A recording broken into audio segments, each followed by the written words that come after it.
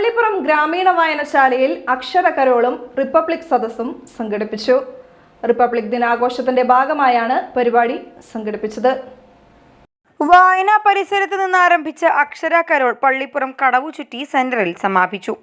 അക്ഷരക്കരോൾ ഗാനാലാപനവും അലങ്കരിച്ച വാഹനവും കുട്ടികളുടെ വാദ്യമേളങ്ങളും അകമ്പടിയൊരുക്കിയ ഗാമ പ്രദക്ഷിണം ഏറെ കൗതുകവും പുതുമയുള്ളതുമായിരുന്നു.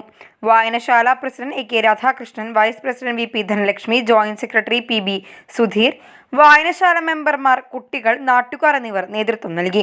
തുടർന്ന് നടന്ന റിപ്പബ്ലിക് സദസ്സ് പാർലം ഗ്രാമപഞ്ചായത്ത് ക്ഷേമകാര്യ standing committee chairperson Vanaja Rajan ഉദ്ഘാടനം ചെയ്തു. President A K Radhakrishnan, vice president V P Dhanalakshmi, joint secretary P B Sudheer എന്നിവർ സംസാരിച്ചു.